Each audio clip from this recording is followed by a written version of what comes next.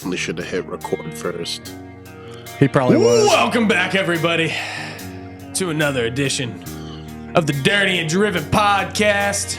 It's going to be another high-octane episode for you all in your ear holes today. My name is James DeVinny. I am your host.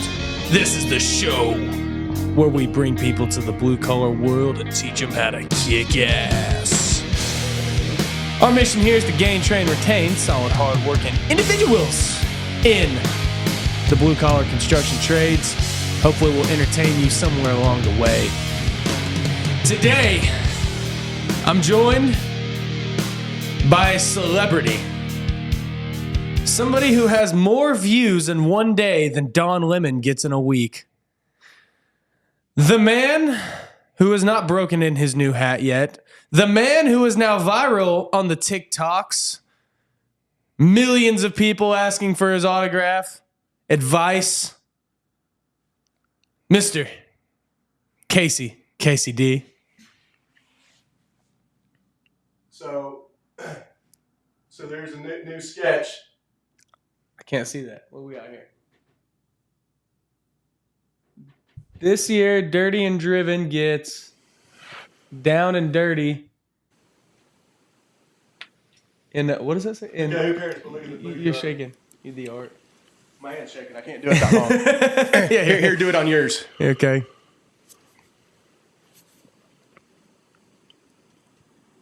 Yeah, but anyway, look at the characters. Nice. There's James and his rugby deal, and there's me hanging out with you. Did Philip draw that? Yeah. He sketched that thing out in a couple minutes. Goes, dude, check this shit out. And he's got you standing there with your legs kind of crossed. It's got me like being, the groupie. But he's working on some good art for us. Good, dude. We need to start getting some of this stuff on T-shirts. Yeah, dude. Philip is amazing. If anybody listening needs some cool sketch art or whatever, logos and shit, man, hit up my buddy Philip Teufel, Teufel, man. H. John Benjamin. He's a great dude. How are you? And we're joined once again for the fourth time. Hey, first timer here. This is first timer for him and I. First time for him and Casey. True. This first threesome for us. Hell yeah. And the fourth time on the show. Been a while since he's been on the show. We've had to take a long purge since the last episode he was involved with. It ain't gay if it's in a three-way. That's right. And, $20 is still $20. The Bostonian to break up we need somebody from up northeast to really break up the southern hickness down here. So, Zach Taylor, everybody. Somehow I didn't get you shut down. Yeah, last time you were on was an absolute shit show, so here we are again. Oh, God. Yeah. Hey, I So it remember can only go up from here. Hey, Zach, I remember a little bit from the last time you were on. Were you all consuming a few drinks? I was actually late to the show, so I wasn't. Brian, on the other hand, had been consuming all day, probably all week. And we love Brian, but he was way ahead of the game. Yeah, dude. I like to have fun and I like to indulge, and I would make many mistakes, and I'm still going to make them in the future. Of you got big plans 6, 7, or 8 o'clock at night. Well, when you have your buddies over to pregame at noon or 1 or 2 in the afternoon, dude, we'll start throwing down, and by the time you hit record at 7 or 8 o'clock at night on their Dirty and Driven podcast, I'd be so 3 sheets to the wind that I'd peter out by 9 or 10 o'clock. So I think what happened is it was very last minute. I hit it. This is back in the cowboy days of the Dirty and Driven podcast, and I was looking for an episode, and it was like a Thursday night or Friday night or something, and I hit up Zach and I said, "Yo, you want to record?" And he said, "Hell yeah, let's do it. Should we get Smalls in here and Eric?" And I was like, "Let's do it." And well, Eric's on the fucking road, so that didn't last long. And then Smalls is like, "Dude, I've been drinking all day. It's a snow day here in Denver." And we said, screw it, let's do it anyways. And he said, guys, it is not a good idea. Yeah. And we did it anyways. And it all went downhill from there. Then we got the genius idea to do it again. Yep. It was fun though. Hell, after that episode, I went down to Denver and Smalls and I did our call-in episode. So Hey, I have no regrets. Oh man, that was good. James, I have an issue with your directional talk. Okay. Because the other day you talked about you went up to Stillwater. Yeah. Dude, Stillwater is south of Ponca City. Dude, it's a figure of speech. Yeah, I know. But to be a little more correct, you just said you went down to Denver. Denver is northwest of us, so you went at least north of us. Okay, I went up to Denver. Yes. Yeah, and the elevation's higher. Okay, Yeah. call me out. Yeah. Call me out. Yeah. Well, Zach, what's new and exciting in the world of Boston area? Oh, it's pretty much the same, man. The traffic sucks. Construction never ends. Surprisingly, we got shit for snow this year, but pretty much same shit, different day, man. Nice. Dude, sweet sign in the background, dude. I just noticed that. You like he's got that? that Coors Hell sign. yeah, bro. Hey, So is hey, that. Zach. Yeah, Yes. that one. That. Zach, is that something that you, some of us do? Like, when we have family come over, we hang up some family pictures of people we don't like just to make them feel good. Did you hang up that Coors Light sign just for us, and you're going to take it down when we're done? No, this is actually my small corner of like collectibles and things that I've got. My sister and brother-in-law got me the sign for Christmas from a bar. A friend of theirs owned it, closed, so they took that for me. Below is Michael Jordan's final shot in college. That's David Ortiz signed picture I got at the Grand Opening of Dick's House of Sport a couple weeks ago. And then that's a Mickey Ward signed boxing glove. Nice. And that's Casey's about also what my net worth ends.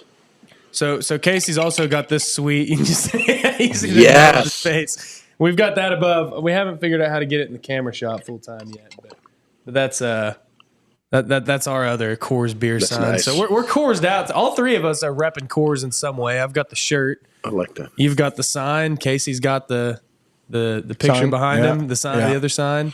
Yeah. Coorsed out, I baby. like that a lot.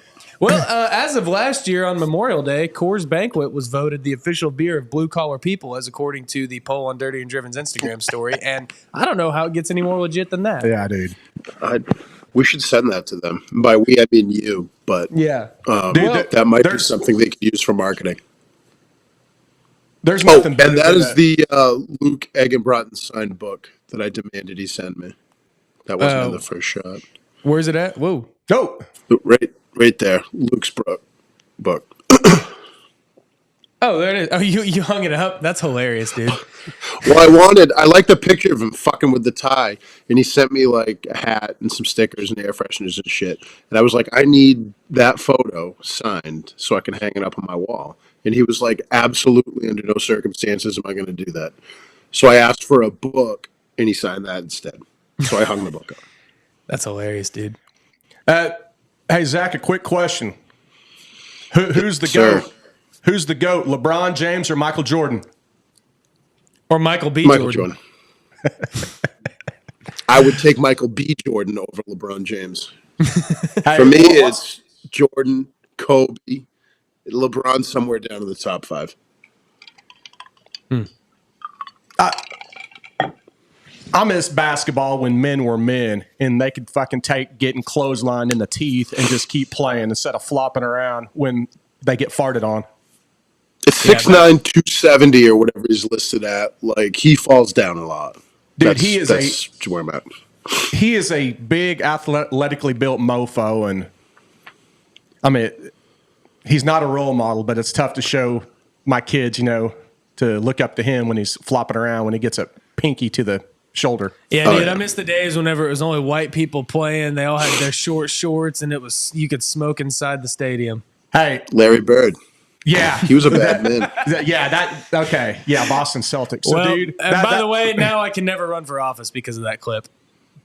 I just got my did a vote. podcast with Caleb and he randomly threw out the talk to me about basketball thing. And I was talking about just different points of when I played and this and that, and being from New Hampshire and how I played like a very white brand of basketball. And he was like, I can't air this now. Nah, we'll air whatever the fuck I we said want if I to. didn't get you guys shut off, I wasn't going to get him shut off. So I figured. Well, Zach, when you can't compete athletically, you got to think of other ways to compete. You know what I mean? So that was what we were actually talking. So growing up, played a lot of basketball. Thought I was going to the NBA, and then as you get older, you realize you're from New Hampshire, and 6'1" white kids that can shoot 3-pointers are not rare. It's about all we actually have. So I ended up going to a camp down in Boston, higher level camp, and I was matched up against this little Puerto Rican kid. And I would shoot threes over the top of him, and I'm like, yeah, all right, screw you, buddy. He crossed me so fucking fast. He was at the basket before I could turn around, and I was just like, oh. So we do the camp or whatever, and that's what I was talking about, like different brands of basketball. You've got your more ethnic type, which is that, and then you've got your short, Larry Bird, pick and roll, jump shot, white basketball type, which was me. And I get this breakdown at the end of the camp because there's like scouts and coaches and stuff there, and they list everything I did well, shooting range, move without the ball, blah blah blah blah. And then you look over the defensive side, and all it said was cannot guard the ball. That was the end of it for me. My basketball playing has always been a. I don't know that I'd quite go prison yard style of play. Yeah. But I am not the Longest guy yard. that people. Yeah. People don't really like to play pickup basketball with me. At least not guys that call fouls a lot. If you call a foul in a pickup basketball game, I'm sorry. Let's say it how it is. You are a bitch. Yeah. And I get called fouled a lot, and I'm like, dude, get over it. Hey, here's some trivia for you, Zach, and I'll even give you a little hint. Probably the dirtiest white NBA basketball Bill player of all Laimbeer. time. Yep, I was even going to say Detroit Pistons just to give you a hint. Who did you Bill say? Laimbeer. He played in the '80s, back in the golden age of basketball. What is it about Detroit always getting like the dirtiest players, Dude, but I mean, Zach could probably speak on this better. But I think that was, if you like watch the 30 for 30s, like with the Isaiah Thomas and Dennis Rodman, Bill Laimbeer, Dumars, dude, all of those guys, dude, I think that was part of their brand. Was they're just in your face, gritty, dirty, and nasty. Well, do you remember old Donovan Sue for the Detroit Lions? Whenever he did some dirty Stepping shit on too. people's faces. Yeah. I mean, dude, what is it about Detroit? I knew that was a hell of a city. They just I don't know if they're just mad because their teams lose. I mean, the Pistons were good in the 80s, yeah, but I mean, I don't know if you just go there and it's like a dark hole until this last year, so they just get pissed, but rough. I've never been to Detroit, and it's not really a place that it's on my bucket list, but. No, I've never, but I think that was, and I could be wrong, but that was back when they probably were still doing auto manufacturing there too. Was, 80s. Yeah, it's been a long time. Apparently, you can buy a house for like I think Top Gear. Meaning, the reason why I said that was meaning the blue collar, just tough, gritty, in your face style. Yeah, well, now it's just like all they took all the audio manufacturing out, and it's just like poor, bad. So think about that. Think about that. Hey, so who's LeBron with? Is he with the Lakers?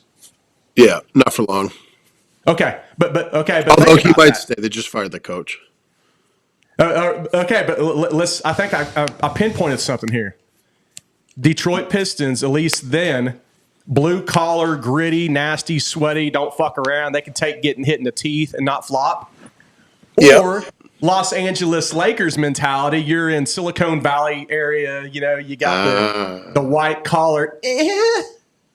Yeah. HR. Yeah. LeBron doesn't call fouls. He just goes to HR. Yeah. They need to have like an HR booth or something at NBA games, to put in your complaint. Dude, I've got a good HR joke. Let's hear it. All right, so this isn't a joke. It's a prank I pulled on a coworker yesterday. So I was in the office, right? And our asphalt crew was traveling. So I was pretty bored. I mean, I didn't have anyone to fuck with. So I was like, okay, cool.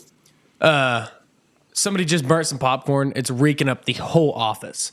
And I thought it was a different girl. Well, I heard him talking in the hallway like, who burnt that popcorn? Oh, that was me. I'm sorry. So what I did is I got a formal write-up or a verbal warning. I'm sorry, a verbal warning. Yeah.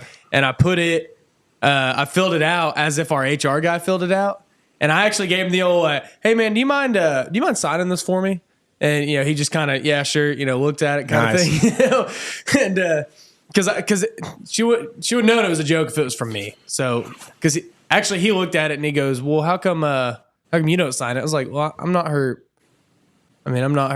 manager. So he's like, okay. So he gives it the old sign. And, I go and I put it in her mailbox, and I put on the verbal warning, this is a verbal warning for burning popcorn. This is very disruptive to the office and hinders everybody's productivity, basically very HR word sounding. And I put, this is just a warning, but the next offense will result in a formal write-up. Yeah. I put it in her mailbox. Well, I thought that, so it looked like he was just being passive aggressive, right? Just like slipping it in her mailbox, like not even coming and talking to her about it or anything. And she thinks it's legit. She gets it. And then I leave to go look at a job for like 3 or 4 hours. And then he's out of the office too for a while. And I didn't know he was leaving the office. So she gets this thing. She can't go talk to him about it because he's gone. Yeah. So she's just stewing about it. It's like right before lunch. And she's just pissed. Well, 1:00, I get a call from one of the other girls, and they're like, hey, and she was in on it, and she's like, hey, we might need to stop this. And I was like, why? And she goes, I just got a call from one of the other girls, and they're like, I got some tea for you. And then she's like, Hannah got written up for burning a bag of popcorn. So she thought it was legit. And she went and got the whole office worked up. Like, are you fucking kidding me? I got this. So I walk in. And I just give her the old, did you get written up for burning a bag of popcorn? She goes, yes, the HR guy, he fucking ripped me up for burning a bag of popcorn. This is so fucking ridiculous. I can't believe this bullshit. Just like freaking out, just like really at it. And she's like, I'm literally just so fucking done right now. I've texted my stepdad and I was like, do you have any job opening? I was just like, whoa. All right. Yeah, I let her have her 5 minutes. And she's like, the worst part is he put it in my mailbox. He couldn't even come talk to me.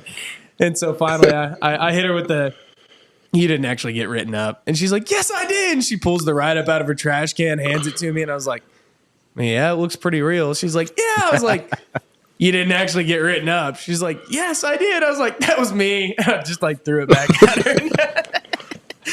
Oh, she was pissed. And then she ended up laughing. I was like, yeah, so don't quit.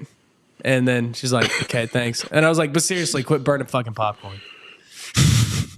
That was my bow. And then we got him back. She got the HR guy back.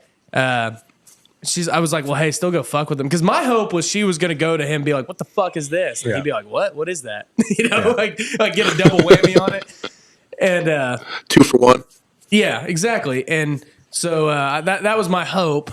But I spoiled it so that way she wouldn't quit. And then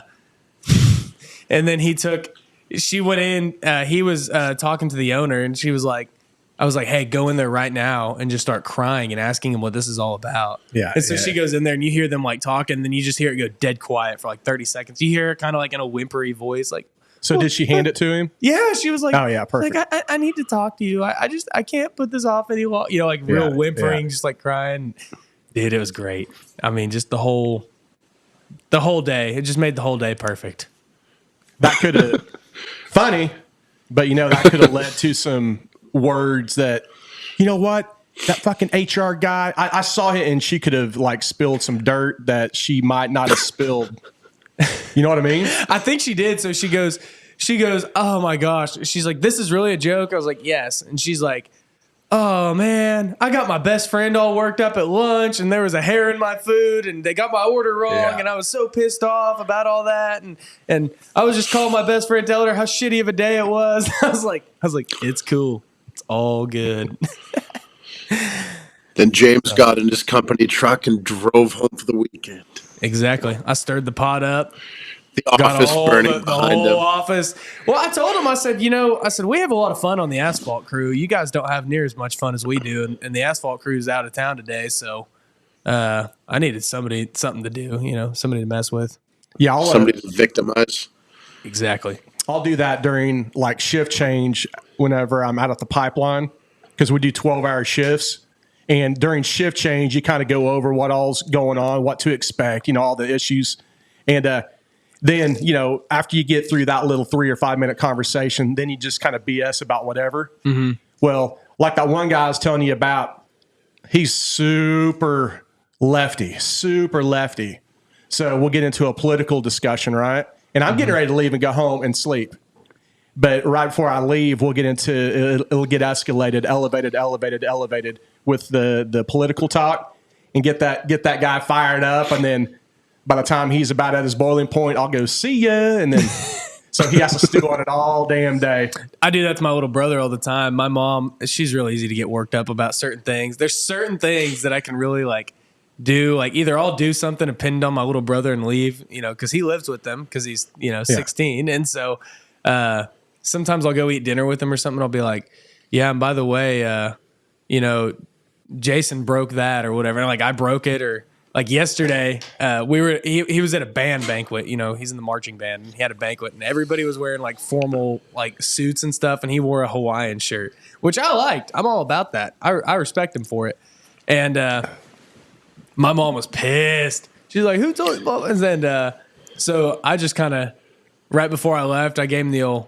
You really were way underdressed today, Jason, and right in front of my mom. And then I was just like, all right, see you guys next time. And she just was ripping his ass. Hey, good for him on that. And the reason why, that goes back to, he stood out, right? Yeah. Yeah, it could have been a suit and tie, but he stood out, made a statement, and he looked good. It was probably a nice shirt, right? Yeah.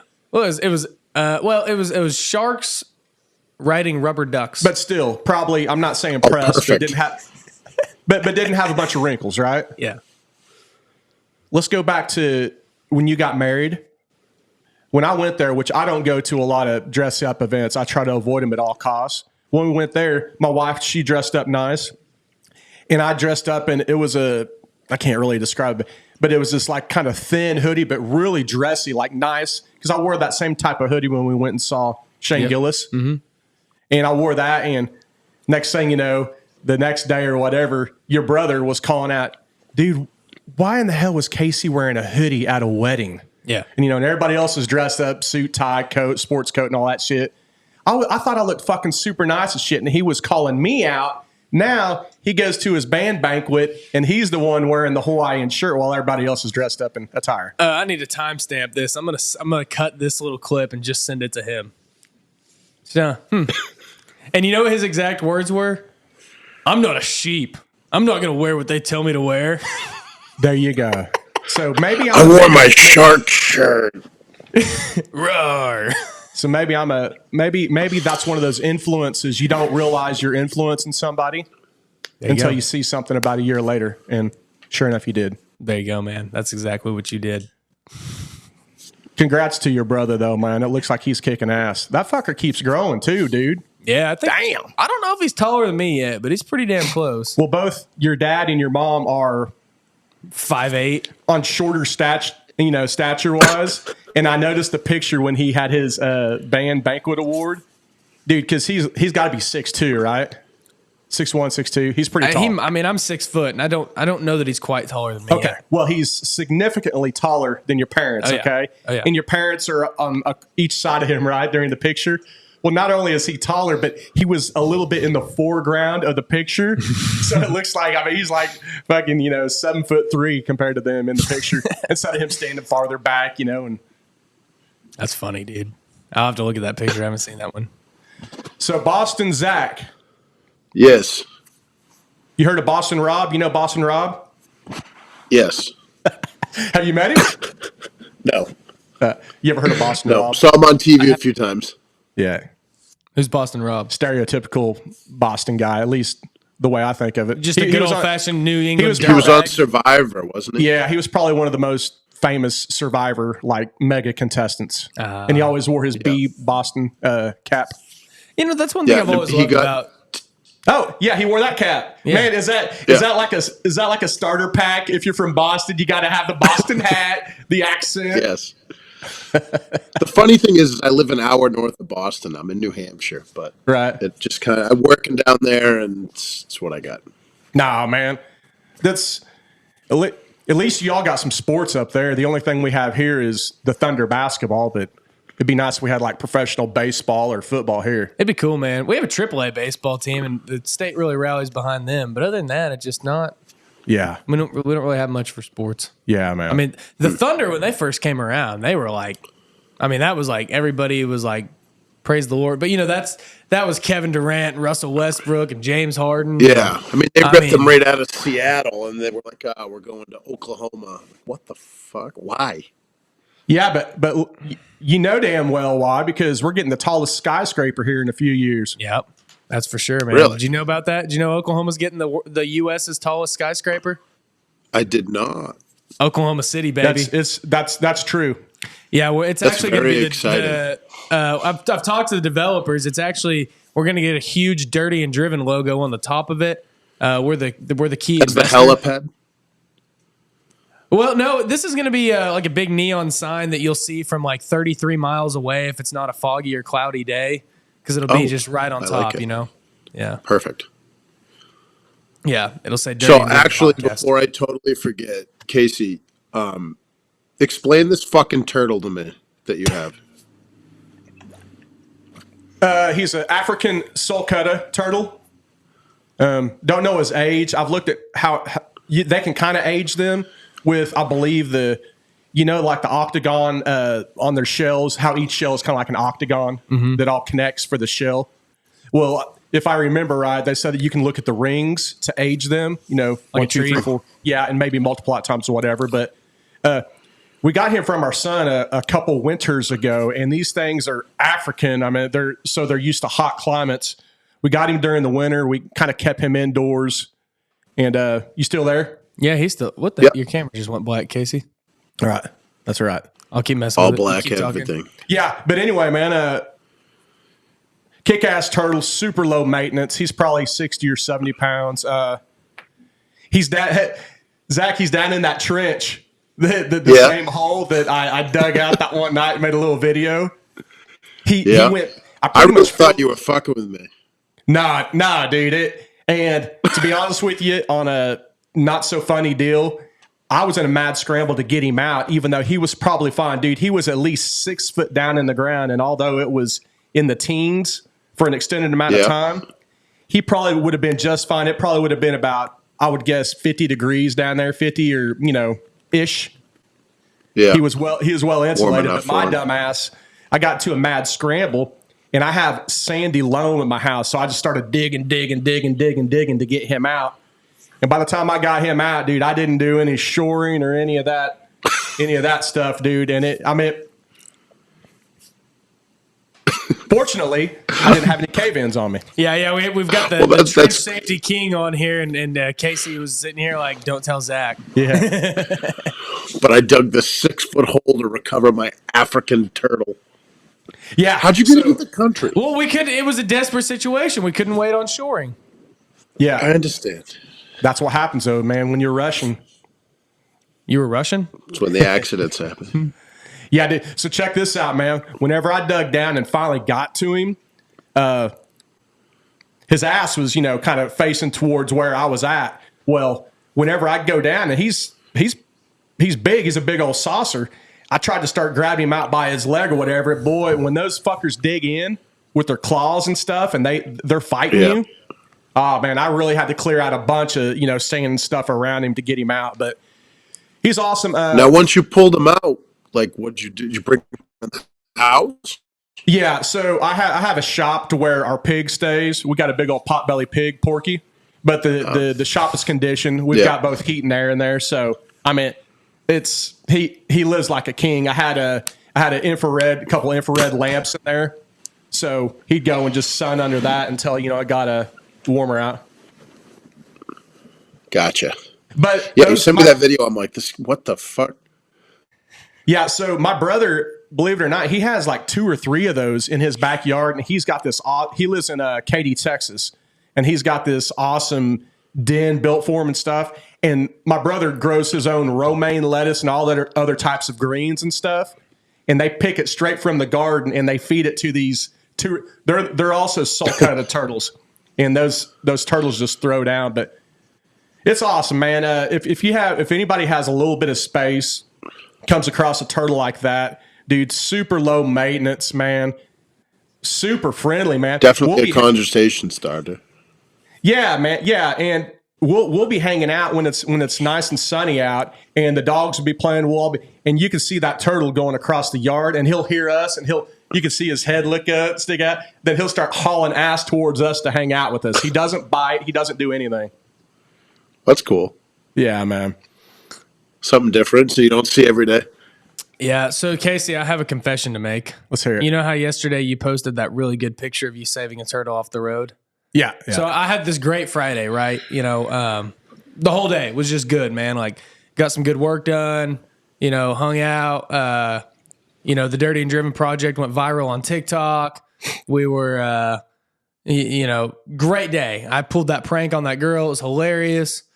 Awesome Friday. Just could not be a better Friday. Well, then I see your video saving the turtles. Like, that's awesome, dude. Save the turtles. That's great. Well, I was driving home. No, you didn't.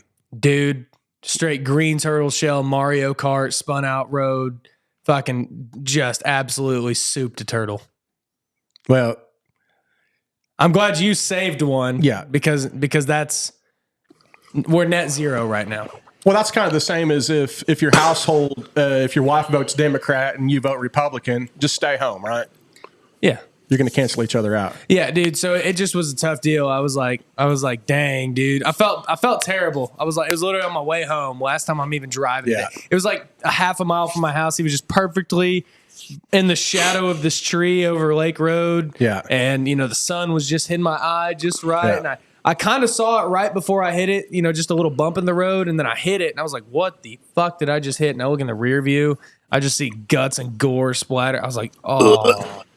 Well, those greenback turtles, those green turtles, or they have turtles called Texas red ear, which the Texas red ears are kind of like that.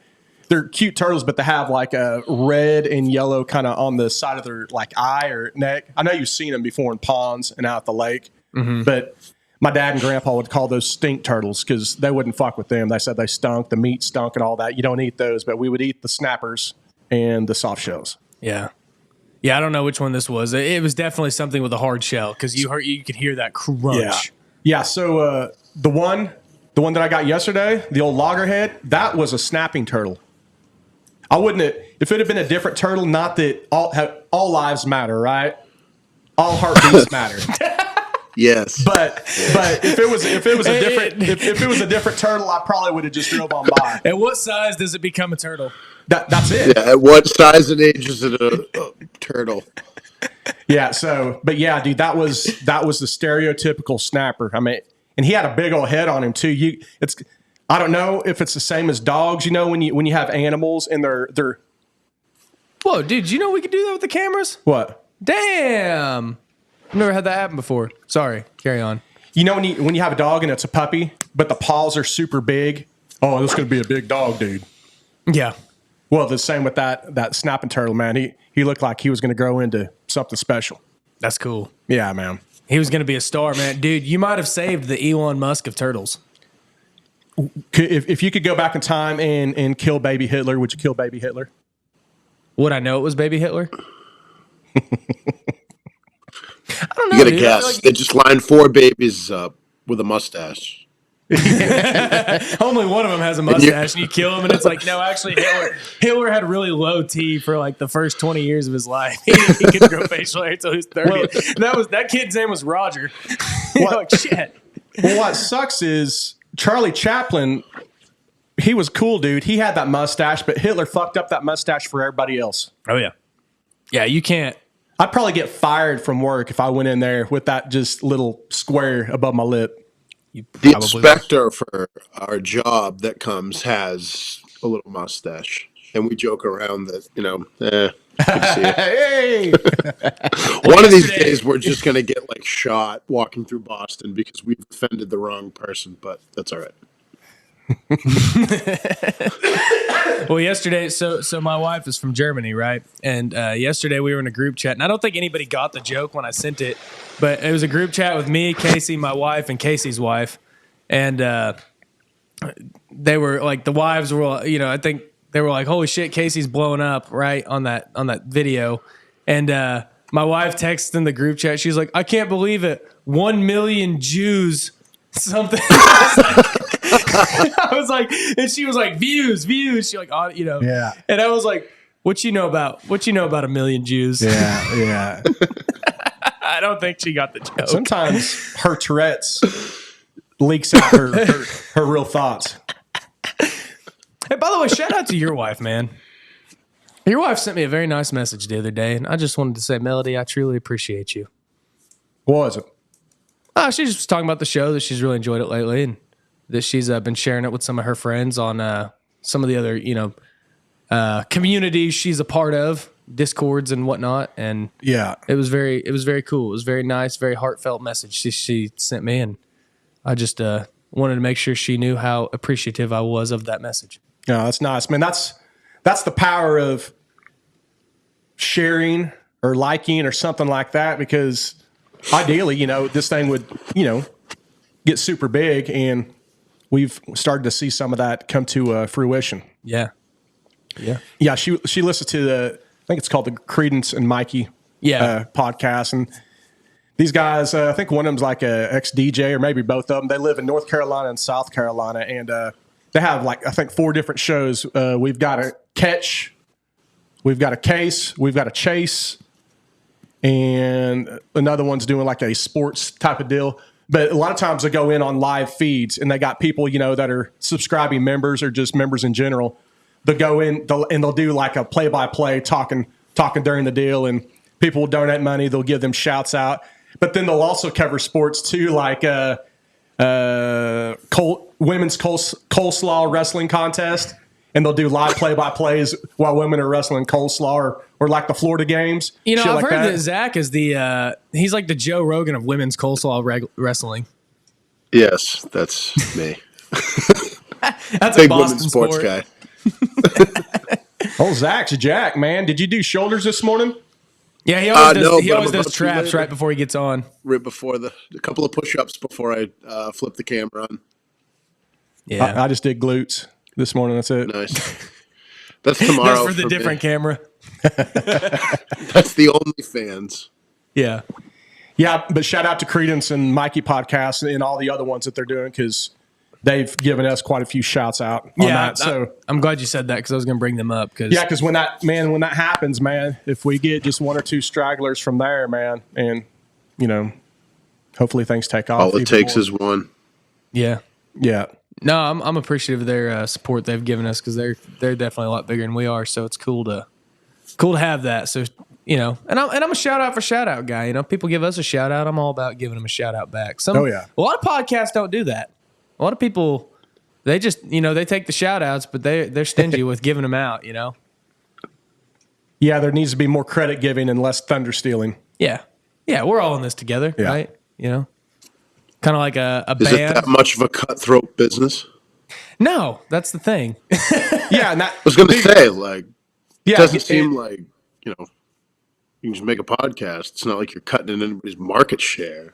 Dude, so the other day, my band was playing a show in Tulsa, and there was a guy who hit up our drummer, who's his friend, and he was like, "Hey, I just wanted to, are you guys gonna be in Tulsa for a while, or just the night for the show?" And it was like a Wednesday night, tough one to be at work at 7 a.m. the next day. But anyways, he's like, "Oh, okay. Well, I was gonna say if you guys were gonna be here a day or two, then I was gonna say I've got this other podcast if you guys want to hop on it." And all the guys were like, oh man, we need to take full advantage of this. We need to go on their publicity, blah blah. And I'm kind of like looking at their stuff, and like it's a new podcast. Like I'm not Right. ragging on them here, but I was just like, guys,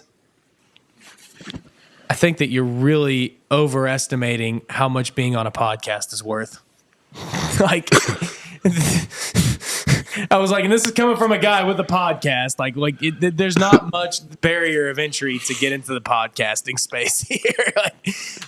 I think if we can't make it on this dude's podcast this time, I think that there's going to be plenty of opportunity to be on the show. So, don't take this as like we need to take off work and really make this happen. That's the great thing about today's day and age is the the entry into social media, it's not like you have to have millions of dollars worth of equipment. Yeah. I mean, everybody has phones with cameras on them or whatever, and you can get them apps and start throwing out some content. And if it sticks, man, there you go. Well, yeah, dude, that's how we all meet. I mean, that's how our page has grown from, nothing. I haven't bought an ad. I haven't bought anything.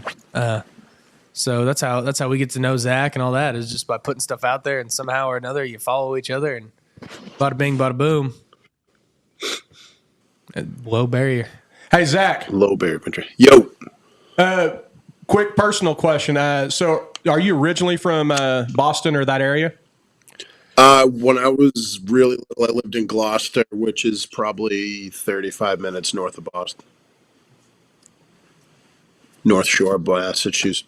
Boston, Massachusetts. And what was that again? Gloucester. Gloucester. Is that where they... I think there's an R in there. You can't... Gloucester. Yeah, I was going to say there was an R in there, but you couldn't hear him pronounce it. Yeah, and I could be stereotyping here, but wasn't there some crab shows or something from... Yes. Yes. They come right out of there. Gloucester's a huge fishing town. Oh, man. Fuck. I want to go up to the Perfect Northeast, Storm, man. that movie was filmed in Gloucester about the ship that was lost years ago. Okay. Yeah. Yeah, we need to just make a dirty and driven trip up there sometime. Oh, dude, I would love to go that area. Me too, man. We need to just find a good... I don't know if it'll happen this year or not, because I have a friend who's getting married out of town, and that's taking up a lot of my travel time. And then relatable. We got a couple of trips. So, by the way, if anybody is in northern Michigan, hit us up, because I will be there later this year. Anyways, no, because I wanted to go to Boston. I was like, that'd be fun, or that area, and then that happened. So maybe next year we'll make our way up there, Zach.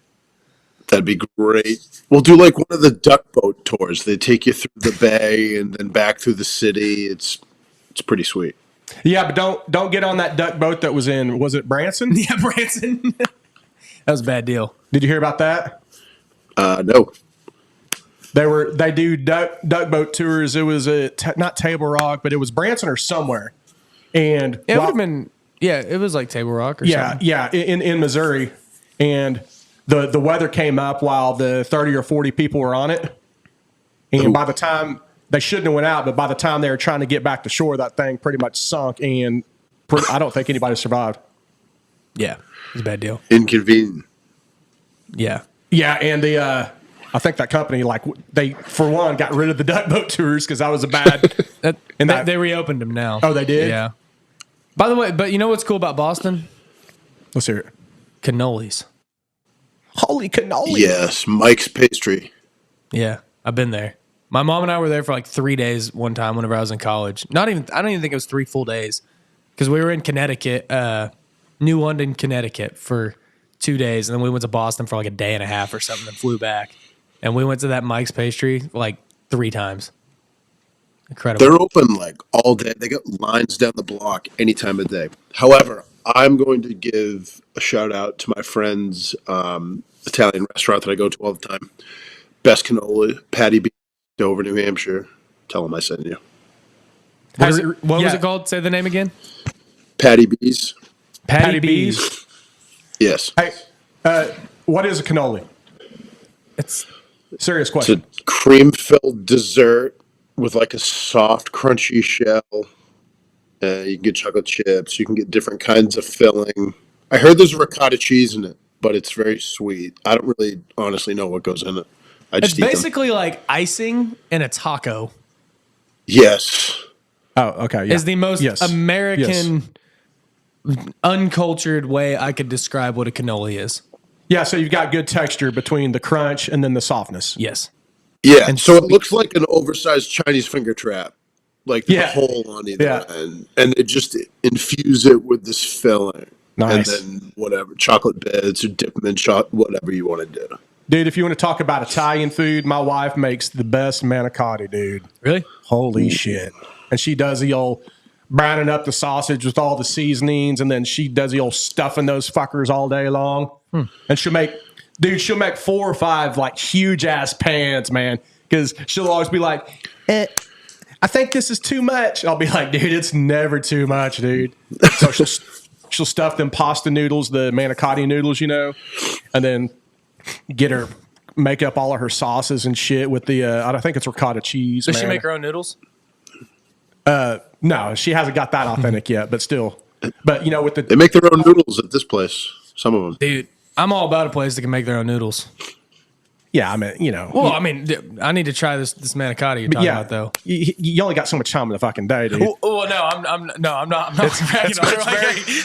I bet that's some shitty food because they don't make their own. No, I've never made my own noodle in my life. I just was wondering. Well, that kind of goes. I mean, kudos to those who stay in the kitchen all day, like and cook, right? Yeah. But that's kind of the selling point to just buying lasagna, the double deal, the Stover's lasagna. Yeah. Because it takes, by the time you have all the money into it, and then the time to layer with your lasagna noodles and layer, then layer, then layer, and the time, it's just, fuck it, I should have bought Stouffer's and threw it in there for a couple hours. No, dude, it's never going to be as good. Like that manicotti, if you went and bought like TV dinner, lean cuisine manicotti, it would not be near as good as what your wife makes. Yeah, man. Damn, I'm hungry, dude.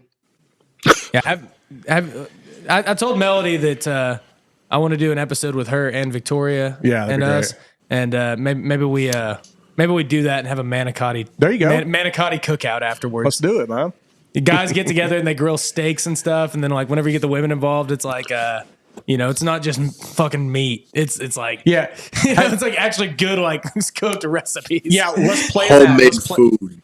Yes. Yeah, so let's plan that manicotti podcast. But the kicker is, you, me, and Victoria would be hanging out the whole time while my wife's in the kitchen cooking. Yeah, this is really fun. Good idea, guys. Should do this again. No. Well, Zach, you've been itching to come back on for a while for redemption after the bottom of the barrel we've had. So tell me, man, what's been on your mind?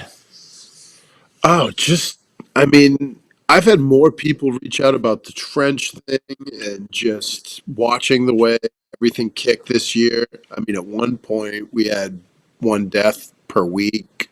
I think I made a post about it. But yeah, I mean, that's been going well. Had a lot of people follow up about that. So it's kind of nice to see that going. Crew's been pretty busy. A lot going on there. But I mean, I actually just missed you. That was more it. You just what? He missed you. I just missed you. Me. Yeah.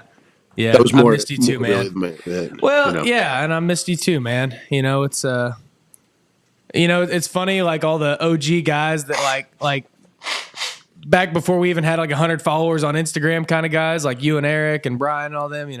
That's cool how it's like your old high school buddies. You grow and you go off and do different things, but then you're still like, hell yeah, let's get together, boys. Drawn to the degeneracy. Oh yeah. Hey, Zach, I got a question for you. How did you come across the Dirty and Driven podcast originally? Newspaper? Yes. You know what I mean? Yeah, it was in the paper. So, James took the ambassador program through Crew, and I'm not involved in that portion of it at all. So, somehow somebody shared something, and I was just like, "Oh, that's cool." So I started following you guys, and then he put a thing up asking if anybody wanted to be on the show. So we did our first show, and I was talking to him, and I was like, "So do you know about the Crew collab or anything?" And he's like, "Yeah, I'm actually part of it." And I'm like, "Oh, strike three." Yeah. But no, after that we just started talking. But I mean, just by the matriculation of the algorithm, I guess. Eric followed them. I'm friends with Eric, and I just came across it on the feed, and I liked what he was doing and what you guys were doing, so gave you a follow. Nice. Yeah. It's always funny how it all connects. That's the cool part about social media is it can just connect in weird ways. Yeah. Yeah. No, early on, I joined that and really gained some good connections from it, and similar program doing similar stuff. The Crew collab is, so it's good to be a part of it. And, definitely. It's just funny the way I thought Instagram was fucking stupid 5 years ago. I'm like, who the hell's gonna post pictures of shit of just like a photo with a caption. But I mean, that's how I ended up at Con Expo. That's how I met Jimmy. I ended up in Australia. That's how I ended up back at Con Expo. So I met you. That's how I met all these people. And you Yeah. look back at it over like the 5 years of just growth and matriculation of relationships and all that. And it's like, wow, I thought this was fucking dumb. And in the last 5 years, I've met people I've never would have met, been places I never would have gone, all because of this stupid app of people posting pictures. Yeah, it's kind of like, whenever you're little and like, I mean, I know you guys are both a little older than I am, but like the internet was coming around whenever I was like elementary school. The internet's really starting to get big to the point where like people are, like I wasn't old enough to be in like chat rooms and all that shit, but like, it was like we'd play games online and we could like type, messages to each other and like talk to random people and all that. And AOL. it was always like dude, I used to play fucking RuneScape. Yeah, dude, that was the jam, man. Me and my buddies used to get on there. Well, you talked to all sorts of people, and you couldn't say anything inappropriate. They'd bleep it out if you cussed or something. So my mom was always like, I don't like how you're talking to random people. You shouldn't just be talking to random strangers on the internet and all that. And anything you did like that was just like, you really got to be careful of the random people you meet online. And now it's like literally most of the people I talk to on a day-to-day basis are random people I've met online. It's like they say Uber, like, don't get in cars with strangers or talk to people on the internet. Now we go on the internet to hire a car to bring us to someplace. Yeah. Yeah, it's funny. But no, you're right. Like, I mean, all of this is because of strangers you met on the internet. I say that every year after Con Expo. Yeah. I mean, I look at some of the weird opportunities I've had is because of strangers on the internet. It's You don't have to sell your feet picture. yeah. Well, everybody's a stranger at one time to you, right? Yeah. True. That's true. Hey, tell me about this Australia trip, man. I guess I don't know if you had posted stuff before that you were going, but next thing you know, I saw pics coming from Australia. Yeah, I didn't know that. You were just like Australia bound, and I thought you were fucking around or something. And then all of a sudden I see these pictures, and I was like, this guy's actually in Australia. Surprise. Crikey. Crikey. No, it was cool. And again, straight from the internet. Friends with Missy and Trevor Sherber for the last 4 or 5 years. Hung out with them first Con Expo. COVID hit, and they had another kid, and they needed like this special formula they couldn't get during the shortage, right? This will all play into how I ended up in Australia. So I was happened to be at Target or Walmart, wherever I was, and I found what they were looking for. So I called them and I'm like, hey, like I can get whatever it is you need. Like, do you want it? Sure. So I probably sent up 4 or 5 cases of the special formula and like kept their kid alive. Sweet. So we start to get ready for the last Con Expo, and Missy's texting me and she's like, hey, like I have a couple things for you as a thank you, like for sending all that shit up, blah, blah, blah, whatever. Find me when you get there. So she ends up telling me that she has tickets with Jimmy to go to the Top Con party, which is, I guess, pretty good. All right, cool. Like, whatever. Like, I follow Jimmy on Instagram, like, talked to him a couple of times, no big deal. So he gives me this extra ticket that he got, and I end up hanging out with them for the whole night and partying. And then the next day, we were hell hanging out and had a great time. He's an awesome dude. And he was like, oh, you should come down to Australia sometime. And I'm like, oh, yeah, that'd be sweet. Like, cool. Not thinking much of it. So, Con Expo ends, we all get home. I have a message in my DMs. So, when are you coming to Australia? And I was like, really? And he was like, look, man, like, you can stay at my house. I'll give you a car. I'll whatever you want to do. Just come down and visit. You got to see the place. Nobody ever comes down to see me. Like, just come check it out. And I'm like, you're being serious? And he's like, yeah, no, 100%. So he was having a baby, and he said we'd plan out, after the baby had been born, and him and Steph were able to get settled and all that. So we did that. We planned it out. I went down in end of February and stayed for about 10 days, and it was phenomenal. So what all did you do while you were there? Like, were you just hanging out, or like you go do the construction stuff, or what all was going on? We did a little bit of everything. So he took me to the South Melbourne Market, which is like an open air market, and we had a huge cookout the first day I was there. We went to job sites for 3 days. Steph took me to an animal sanctuary so I could see kangaroos and koalas and like all that. He took me around Melbourne and showed me like really important places and special buildings and cool architecture and shit like that. We went to the Shrine of Remembrance, which is their World War II memorial, which was super cool. It's like right outside the city, and you walk onto the property, and like all the noise just goes away, Huh. and you're walking around this like they do tours of it and they've got different stuff. We didn't go all the way inside. We just walked around the whole place and he showed me different things. But you go and like all the noise of the world is just gone.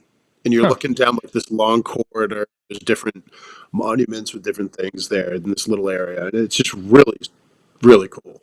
So that was nice. Last night I was there, we went to the Crown Casino right on the water, which is their only casino, but it's like this is basically a big encore like you'd see in Vegas. So that Hmm. was cool. Had dinner there. Went to a couple of roof bars.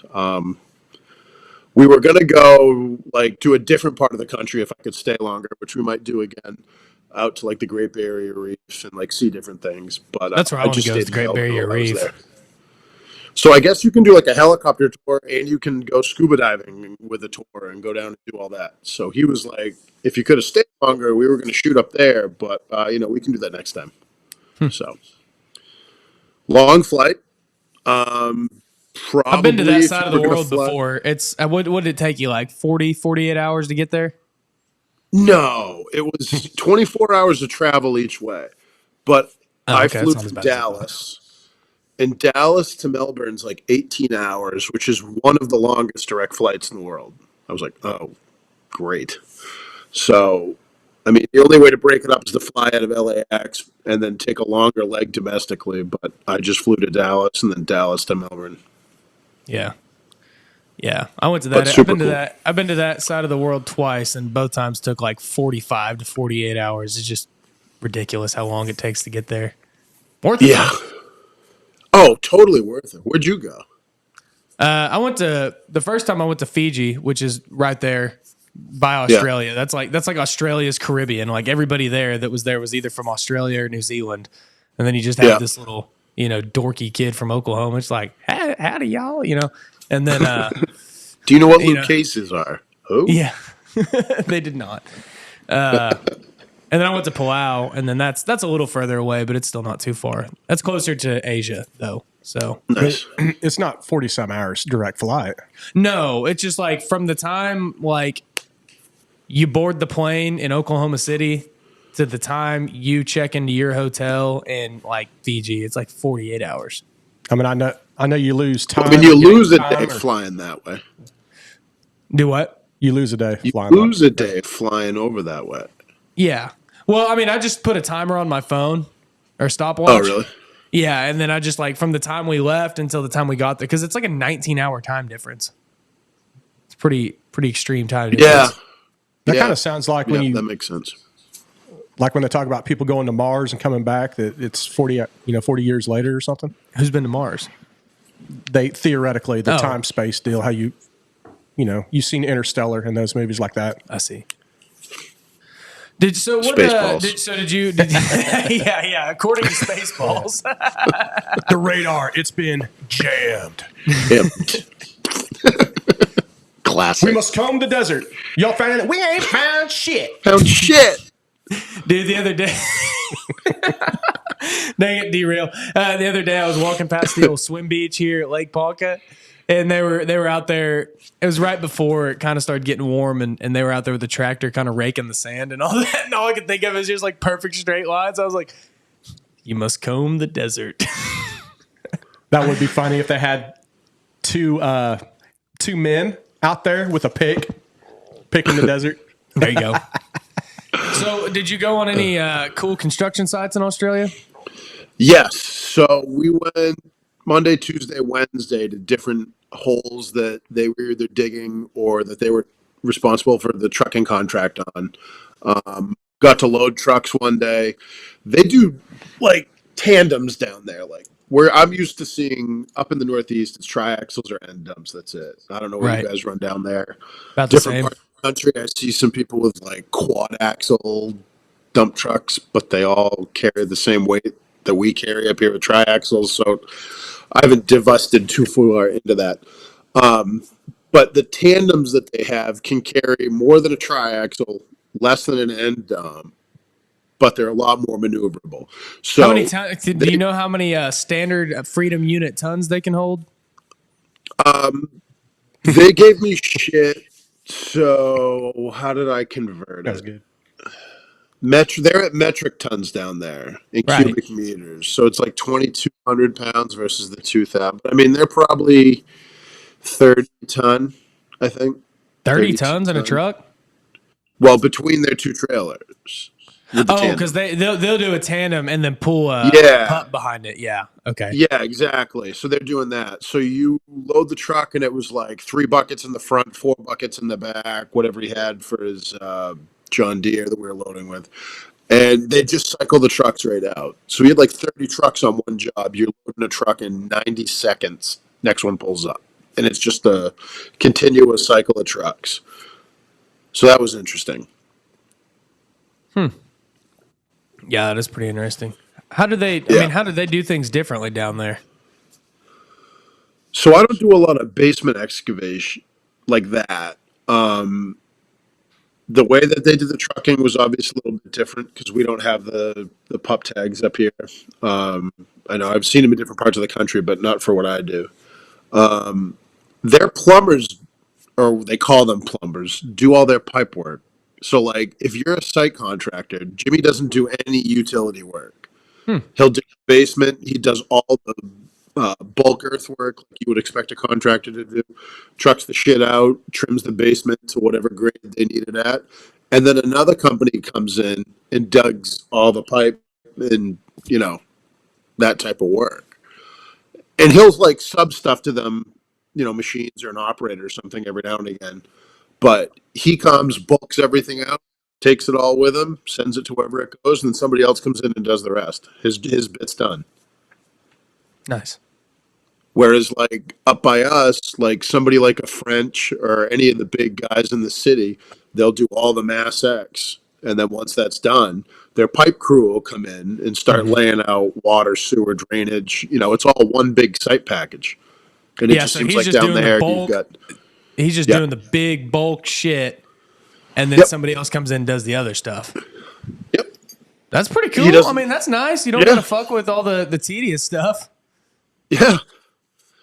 Because he's got they're a plant hire company. So with their safety regulations and stuff for trucking and all that is a little more stringent, it sounds like, than what we have up here.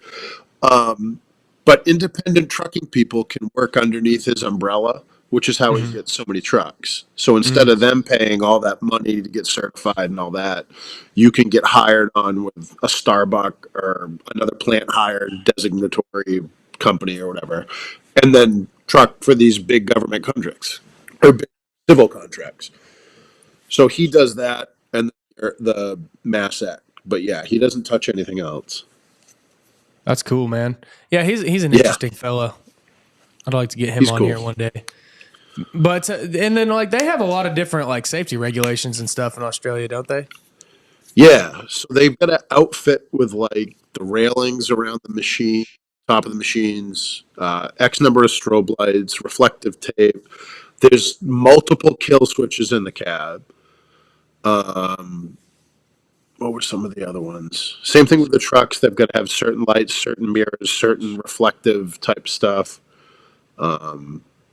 He's got a whole part of his office. There's a couple people that are specifically designated to the safety requirements and making sure that they're all set up. Any of their subcontractors are all in like compliance and all that. They got to send picture of their trucks in. I was talking to one of the girls. She was going through like the photos and like documenting. Okay, you've got this, you don't have that, and like sending an email back to this guy and telling him what he needed to do to make his truck compliant. So there's a whole level of that.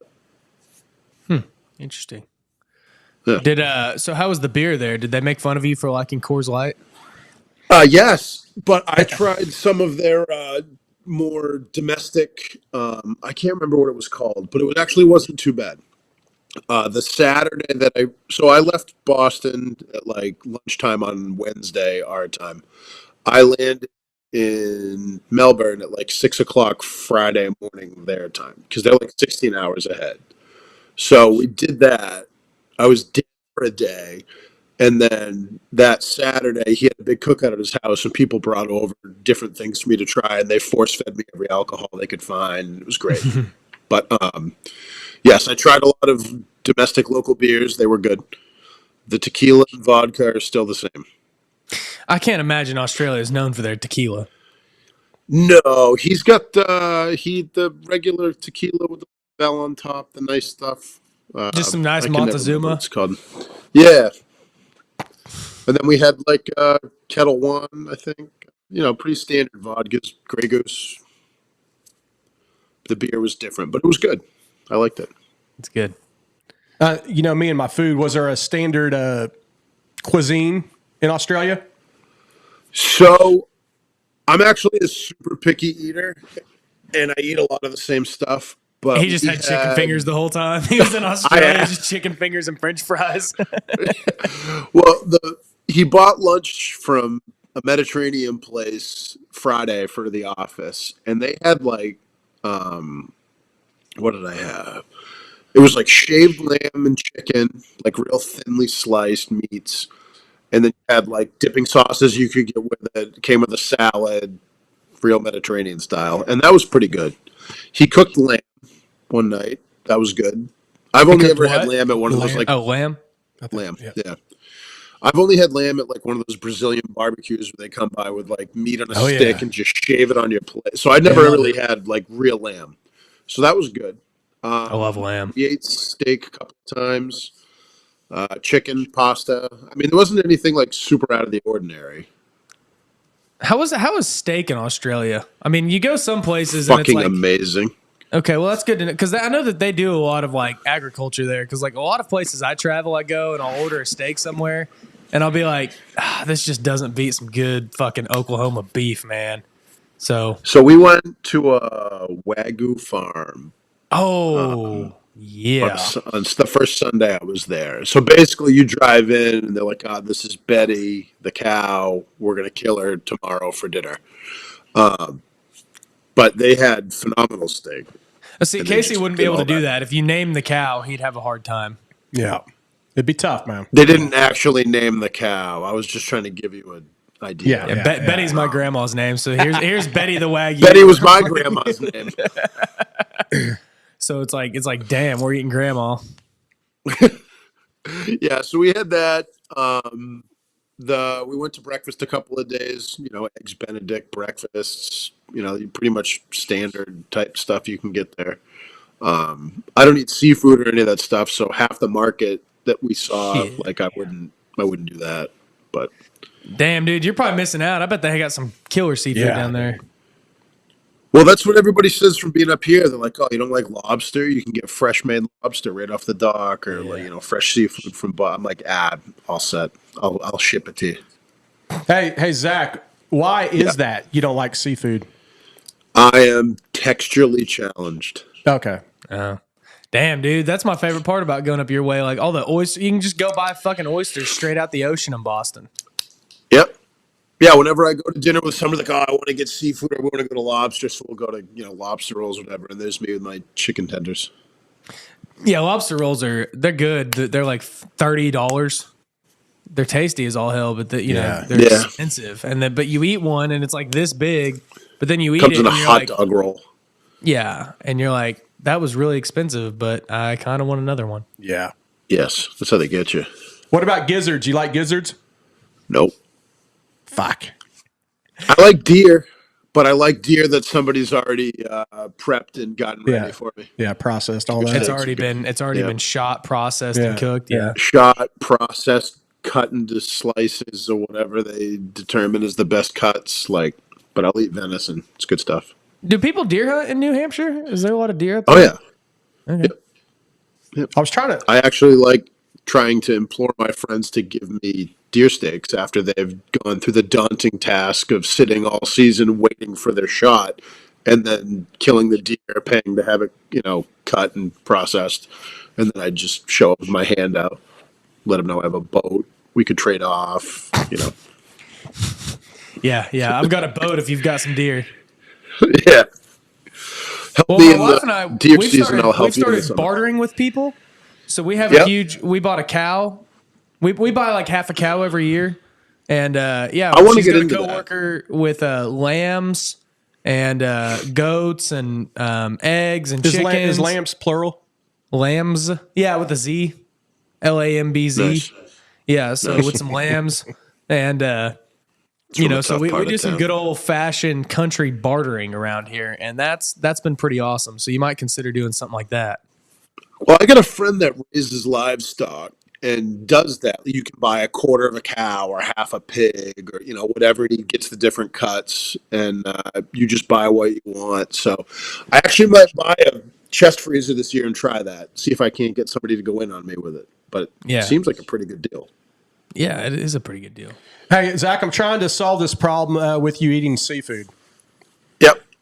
And go with me on this. You know how you get a cut of beef and Yep. especially like maybe a roast or maybe a brisket. A brisket. It's tough if you just heat it up real quick. Yeah. But if you slow cook it over hours, slow and low for a long time, it'll melt and it's, it gets soft enough to where it just melts in your mouth, right? Mm-hmm. Yeah. Is there a cooking method out there to where you could take something that's soft, kind of chewy, but then slowly make it kind of hard, go the reverse way to where it's edible? You can overcook seafood, and it's gets kind of tough. I'm just trying to figure out the texture. I've never issue. tried. Well, even So it's like the a good chewy blackened fish texture. gives it a nice crunch on the outside. Blackened fish is fucking Dude, blackened great, fish dude. is fire. Damn. I mean, I could probably do like a haddock or a white fish. So when I was younger, I used to eat seafood all the time. Living in Gloucester, like I said, we had it fully at our disposal. My best friend's dad had a lobster boat, so it was really nothing. And I used to like chowder, and somebody made a clam chowder at one point, and it had full belly clams on it. They hadn't been prepped. And that thing went down my throat, and that was it for me. Yeah, ruined it, huh? I have that core memory engaged Yeah. of what the fuck was that, and just and no more. I love clam chowder, dude. We need. To, I did too. I did too. We need to like psychologically just work with Zach on it. Have you tried hypnotism? Nope. Maybe you should try that. I'd heard the clinical psychologist Jordan Peterson. He was talking about working with somebody that had like a fear of elevators or something, right? And just the thought of elevators, they'd start getting a panic attack, right? Mm-hmm. Well, he this is the gist of it. He worked with them to slowly where maybe he wouldn't even say elevator, but he might like draw a picture, have a picture of an elevator, and if it was close to her, this lady would freak out, right? Mm-hmm. But if let's say the picture was way the fuck over here, she felt less threatened. So he slowly worked his way to where she could take elevators, right? Yeah. I think that's what we need to do with Zach since he's living in prime time seafood area. We'll start texting him pictures of like the Jesus fish. You know what I'm talking about? Yeah. And we'll start sending him pictures of that. How And does then this once make that you feel? Yeah, how does this make you feel? He'll get over that, and then it's like, all right, we'll move on. Then it'll be like a picture of somebody catching a bass. Yeah. And then we'll just slowly keep doing it. And then, all We'll right, now start we're with gonna the graduate to Jesus seafood. fish and the cover of Finding Nemo, and Yeah. we'll work our way into like shirtless dude in a boat holding the fish up. Be like, this could be you. This could be you, yeah. Shirtless I guy. know, in a boat. he's just fucking sweating bullets, I'm getting uncomfortable over here. Yeah. This could be you. This could be your Tinder profile picture. Yeah. This fish right here. Yes, followed up by a shirtless Jim photo. I've completed the cipher. No, my friends every year used to do this big lobster bake, and her stepdad would make, they'd have like 30, 40 lobsters or whatever, and he would cook one or two steaks, and those were just for me. Nobody else was interested. We're actually doing that Memorial Day. We're going on a trip to the Wichita Mountains, Medicine Park area, which is south. What is that? West. kind of west Oklahoma. think so. Yeah, by Lawton. Yeah, not in Lawton. Lawton's like the devil's armpit. That's a nasty town, dude. Fort Sill. I've worked on Fort Sill. Best Mexa Asian food truck you can ever have there. Bulgogi burritos. Check them out if you're ever there. Bukkake burritos. Bulgogi. What kind of churro sauce to the face type of place is that?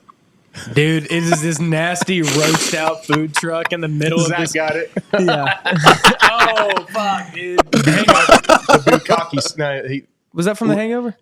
I don't know, but just look No, at it's probably Bukkake. from. I know what it is, and I'm not going to look it up. It's kind of like the other day we ordered this asphalt release agent called Loose Juice. Well, if you just Google Loose Juice, you get some very odd things pop up on your phone that does not have anything to do with asphalt release agents. Hey, Zach, Yo, you and I can start up a Mexican band and we can call ourselves the Bukkake Burritos.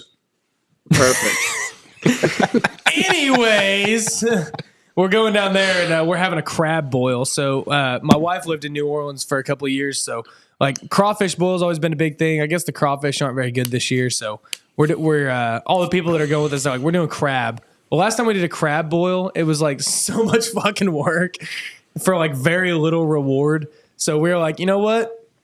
We're going to bring 2 steaks for us and everybody else can fuck with this crab boil all day. And they can clean up the mess.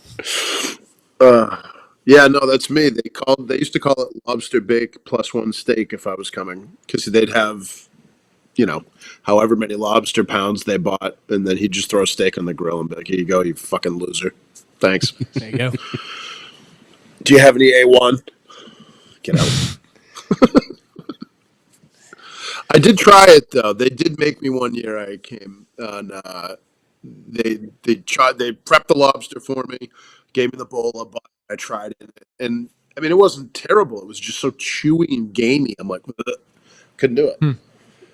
Plus, the amount of work I watched them put in for like this very little lobster meat doesn't seem worth it. Yeah, cooking lobster's not easy. I cooked it the other day, and you could tell that a guy from Oklahoma cooked it. Well, Yeah, like I you like got the cook stuff, and then I watched them like breaking the tail and finger fucking the meat out of it, and pulling shit apart, and they're like, Yeah. "Oh, this one has like lobster poop in it," so they're like scraping shit out with the other Oh, yeah. little tool. I'm like, if I went to a restaurant and I paid $60 for twin lobster and I got 6 bites of food, I would call the police. Like, it just doesn't seem worth it. It's like all these people that go to these high-end restaurants and they're like, "Oh, this was course number 1. It's like a third of a strip of bacon with a glaze over it." They're like, "That'll be $47." Hey, no, it's called pork belly. It's pork belly is what they Pork call belly, it. is that what that is? That's what they call it. No, dude, we ordered that to steakhouse the other day, and it was like, I was like, ooh, because like I went somewhere with my in-laws and we ordered pork belly. It's a high-end restaurant somewhere, and it was so good. Well, we go to this other steakhouse, and I was like, ooh, pork belly, fuck yeah, let's go. And it was literally like they bring out this glass jar to make it look all fancy with these strips of bacon hanging out of it with this special glaze over it. I was like, what the fuck? This is just bacon. It was $20. Cup of bacon. Yeah. No, I honestly like a crab, like snow crab, king crab, better than lobster. Oh, I love lobster and crab. And the trick to it, which I know Zach knows, but man, if you boil it or if somebody boils it right to where you got to kind of quick temperature, get it to where it'll perfectly snap out of the shell, Right. to where you ain't fucking digging in there all damn day just to get a couple pieces of meat out. Yeah. That's aggravating. Being a guy that likes to eat and fucking starving, then you get a bunch of like soft. The shells of the legs are soft and nothing crunches. And Yeah. You're sitting there fucking with. Meanwhile, I'm over the other end of the table with my steak knife, just enjoying my steak. Yeah, no, that's a good point. That's a good point. The level of frustration to me just seemed like too much. It is. It is a lot of work. Yeah, that's why I don't like the crab boil. It's just so much work.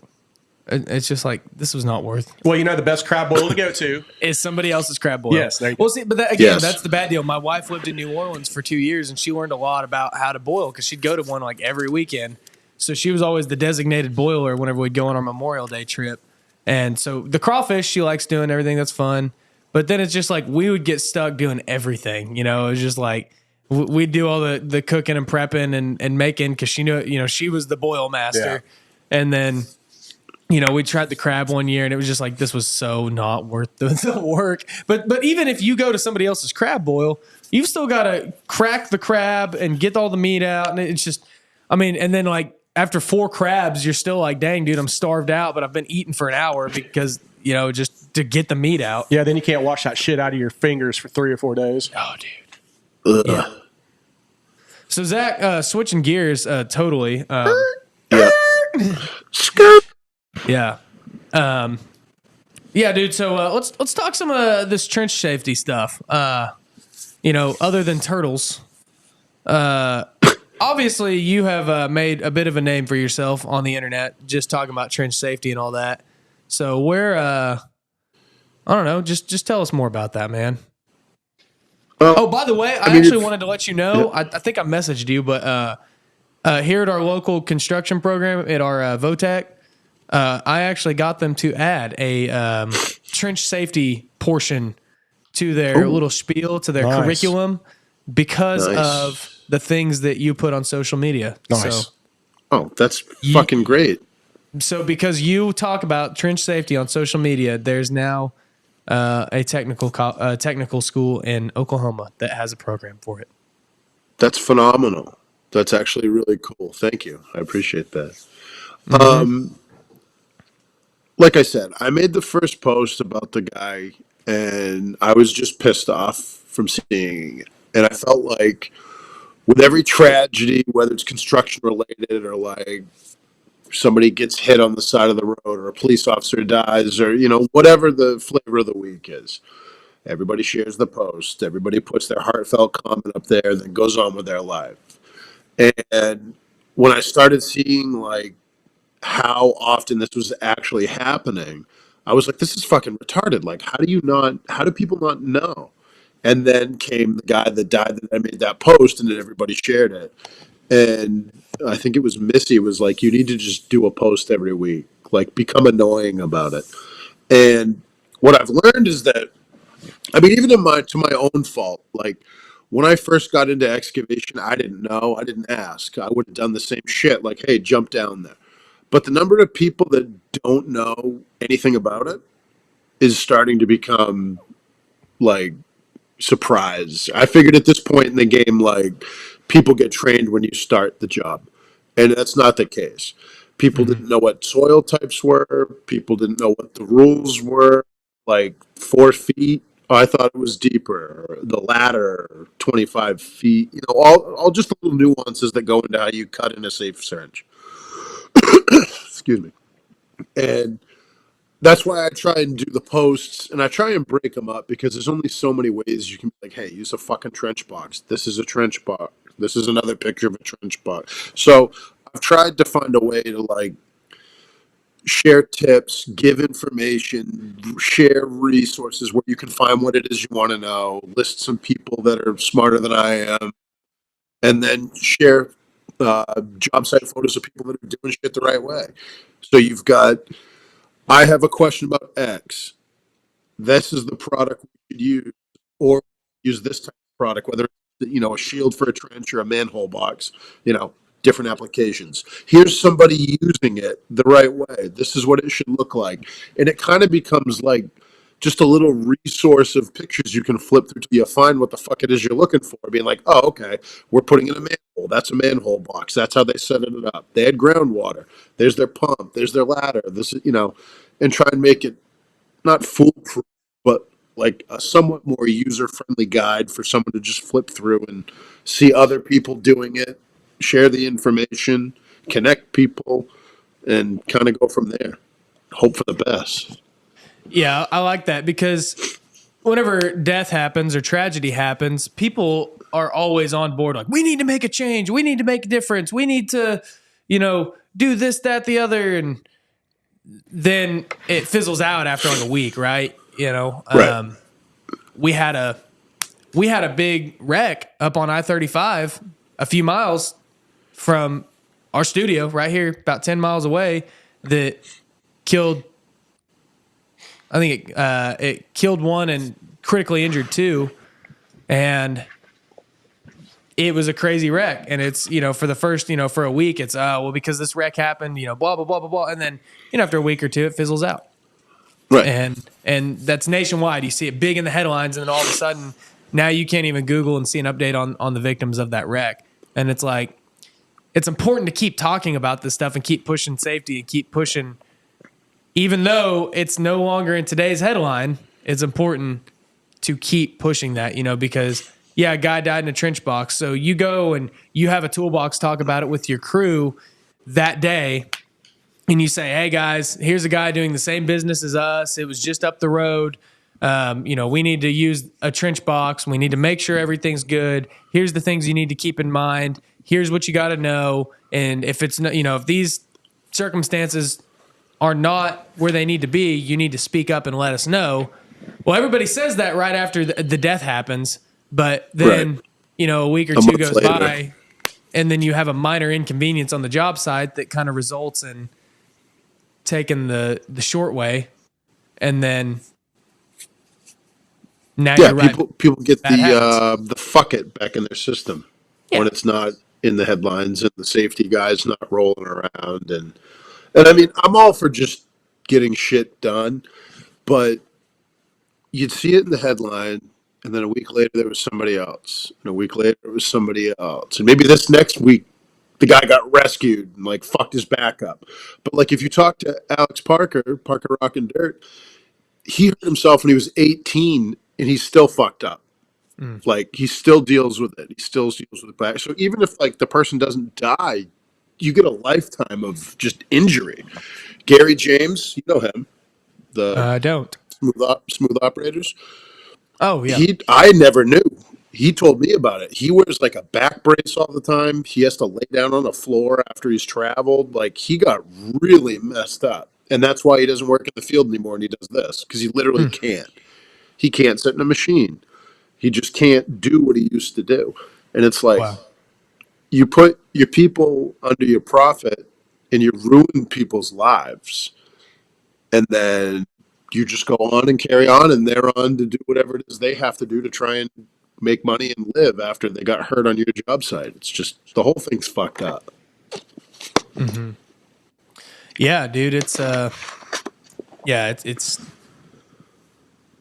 important to keep just, going on about this stuff. Cause like there's been certain times, like I remember there was one point where, a lot of people, somebody posted it in a Facebook group, but a guy was way in underneath a trench. It was way over his head, and he had no shoring or anything. And he just said, laying pipe with the most badass crew around or something. And, oh yeah, I think you sent that to me. Yeah. I can't remember if I sent it to you or I remember seeing it.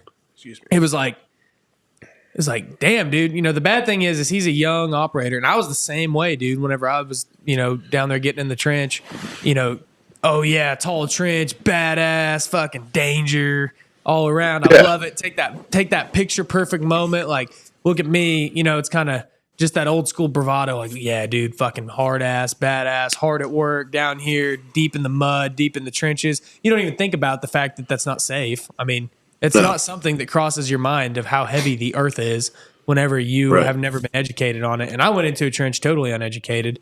And there was times where I'd get in one and then they'd say, no, you can't get in that part of the trench because it's too deep. And I'd be like, what do you mean it's too deep? They're like, no, we got to do the proper benching and sloping on it. And we haven't done that yet.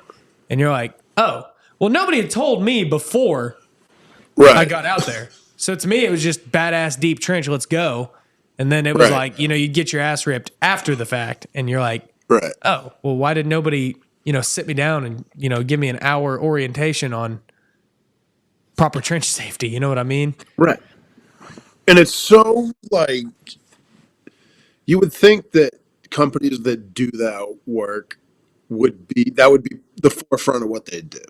Right. You want to talk to people about how you work around a machine, whatever, and how you put the pipe together. But what to look for when you're the guy on the ground, like, just seems that it's not overly talked about. And like, I've had people DM a lot with different scenarios, like, what would you have done here? What would you? And I'm not by any means like the expert, so I refer them to people who are smarter than me, or places online they can find the information they want. But they just literally weren't taught, never explained, like you said, like till after. And that's a cause of probably a lot of these issues that we have in the field. Yeah. Yeah. It's true, man. Hey, And then you hopefully on take the that. other side of it. Oh, what's up? I was going to say, hopefully on that too. You need to, if you're a new hire, man, you might have had orientation, but you lean a lot of times on leadership, the guys that are doing shit. So the old timers that have been there forever, they need to. The new guys are pretty much going to be do what they're told, right? Yeah. And if you don't know anything about the dangers of that, man. Well, and that's where leadership has to do better, because I've seen that happen so many times where it's just, here's a shovel, go for it. You know, there's no instruction. And in fact, like the company I've worked for years, that's kind of how it was for a little while. And then finally, like whenever I got to the point where I was doing all the new hire stuff, I was like, okay, guys, there's a lot of dangers that you need to be made aware of. And, you know, they'd give me a little like 10-minute spiel on like, yeah, safety, you know, watch out for traffic, this, that, the other. Well, finally, I just made a good, legitimate orientation that, you know, it takes a couple hours to go through, that walks people through everything from, I mean, it includes, you know, personal finances and things like that, but it goes all the way to, you know, hey, here's what to look for on a job site. This is what traffic control should look like. If you see this, it's out of place. You know, you've got to be sure to watch out for power lines if trucks are raising their beds up. You know, here's how to properly flag traffic. That sounds stupid to say, here's how to flag traffic, but I've seen a lot of guys get it wrong. And I've even seen that result in somebody breaking every bone in their body because they were not flagging traffic properly. And it's a scary thing. And so you have to keep on them in safety and give them that broad overview. And they're going to look at you like a deer in headlights because they're brand new to the industry and they don't know, or they're somebody who's been in the industry a while and they have bad habits. And so they don't really know all the dangers, and then they don't really understand what you're talking about, even though you're showing them videos and pictures and all that. But that at least gives them an idea. So whenever they go out into the field, it starts kind of, the pieces start making sense. Yeah. So it's important that you do that. And then you got to have your weekly safety meetings, or some people do daily safety meetings. You know, you got to keep that stuff up in order to make sure these guys are doing the safe stuff. And that goes to small companies too. There's a lot of small companies that are owner operator, 5-6 man crews, but dude, it's important that you're repping that to your people too, because you might assume that they know and that they're not going to do anything unsafe. And you might even, you know, give them tips throughout the day, but you still have to let them know the rules and regulations, because I mean, one dude might get in a 8-foot deep trench because he just doesn't really even know or care. And you may not know or care as an owner. You know, that's where you've got to seek outside information to teach. And if companies have safety programs, which they should, there's probably a policy or procedure in place due to an unfortunate accident. Well, and a lot of companies' safety procedures, safety protocols, safety programs, a lot of them are not true practical safety programs. They are, how can we get our insurance rates lower programs? And They're cookie there is cutter. some They good check stuff in that. boxes, like you said. Yeah, copy and paste from somebody else. Exactly. Yeah. They check the box, and it's to show the insurance company, hey, we're trying to keep our rates low, but it's not real practical safety. Yeah. It's not, how do we actually make sure everybody gets home tonight? And that's something that you as a company have to take a hard look and say, am I actually safe, or am I safe on paper for the insurance companies? And there's a big difference there. Whenever I've talked to guys about safety out at work, you know, with the pipeline business, they do a lot of excavating, hydro excavating and all that stuff. But we deal like with the pipeline with a lot of stored energy, to where we got our LTTs in place, lock, tag, tries. We'll have to depressure the pipes. We'll have to do all this stuff. And then we'll either be cutting into the pipe or opening up a valve or something that gives us access to where previously stored energy and product was. And whenever I'm trying to get these guys drive safety home, man, I try to make it personal, because a lot of it's white noise and it's repetitive stuff we've done over and over. And I'll say, hey, man, dude, if anything, do this not only to not hurt others or not only to fucking keep your job, but do it for you, dude. Because if you fucking don't do this, and that one-off chance out of 100 that something happens, dude, that's it. For if anything, just do it for your fucking self. Yeah. Yeah. And something, I was actually just having this conversation the other day. Do you guys know what the best construction sign ever made was? You don't see it on job sites anymore. I think that the PC woke culture ruined this for construction industry. Zach, you know what? No, Any guesses? No. not a clue. It is a big sign of it's a big orange sign that you see on construction jobs, right? Construction orange. And it's got two stick figure drawings of little kids, and it says, "My daddy works here," and like a little kid's handwriting. Yeah, those are the best. Those are the best. I have seen those, yes. And they got rid of those because of PC? You just don't see them on job sites anymore.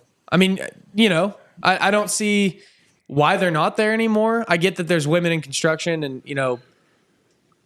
mommies work there too, which is great. Yeah.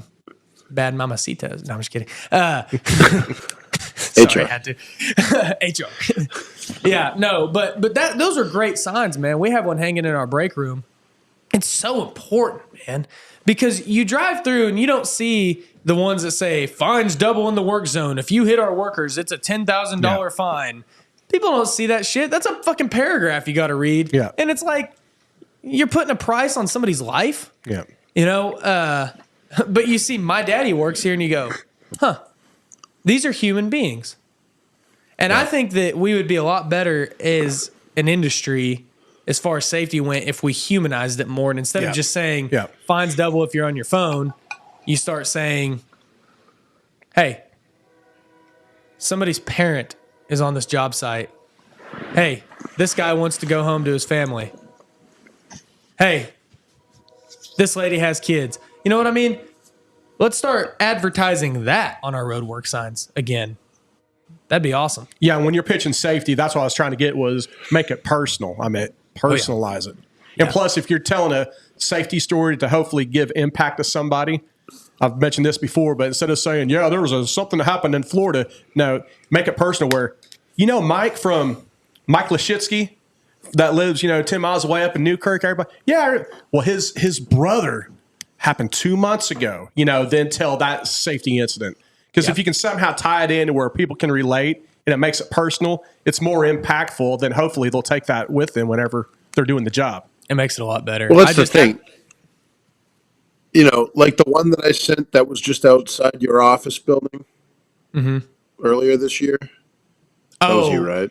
There wasn't one. The trench collapse? Yeah, but it was pretty close. It was in Shawnee. Yeah, Shawnee. So it was Shawnee. It was within about an hour from here. Well, there was one. I think it was one of your first posts. It was in Holdenville, which is down by like Lawton, which is where the company I work for has a utility company down there, and they do a lot of jobs in that area. So So when you see La Jolla, California, wherever the trench collapse, you're like, that sucks. What an idiot! Should have used a box, fucking dumbass. When you see the guys that drowned in Boston in 2016, it's like, holy shit! I worked down the street from that. Yeah. Or for you guys, we got a utility company. If it's like I just drove through. If you can humanize it, and that something, and that can go to all aspects, like with a war going on. Fuck, it's all the way on the other side of the world. Fuck it, it is what it is. At least it ain't happening here. But the closer it gets, that's when you start realizing shit. Well, exactly like you're saying, you humanize it. So after that wreck on I-35 where somebody died and 2 people were critically injured, I drove to the job. I was there in 10 minutes and I drove past it. I videoed all the fucking cop cars that were lined up along it and all the police and the traffic backed up and everything going on, the car that hit these guys. I mean, and I showed it to our crew. I mean, the bodies were gone and everything like that, which I wouldn't have videoed that anyways. But, as I was able to say, guys, these guys were behind guardrail. They were safe. If I was working on this job, I would have felt 100% safe. But here's why they weren't safe. And here's what, they maybe hindsight 2020, they would have never thought about, but they could have done that maybe would have protected them, things like that. And, it was also a message of sometimes you can do everything right Yeah. and it still fucks up. Yeah. So you have to be safe. And that humanizes things to a level that is just puts it all into perspective for everybody. And whenever it happens, again, right outside your back door, our crew worked on that job. Our crew, I took a video. I didn't even realize this until, a little while later. I took a video like 2 weeks before that job, posted on Instagram of 1 mile away from that job. I took a drone shot of I-35 while our crew was working on a different job a mile away that said, slow the fuck down in work zones. So it's crazy. You almost like jinx it, right? You put that video up and then that happens. Well, yeah, dude, you humanize that shit and you say, you guys were there. Yep. You were fucking there. This could have been you if it was a different day, So, yeah, dude. And you could take that into your personal life too. Be sure to wear your seatbelt. Don't speak. Just not just worrying about safety at work. Seriously, try to take it home. There's things I was telling you about getting my turtle out earlier. There's things that probably shouldn't have done, got in a hurry, but just try to somewhat keep that at the forefront. Yeah. Yeah, that's kind of what I've said. Reposition. My fucking back's killing me.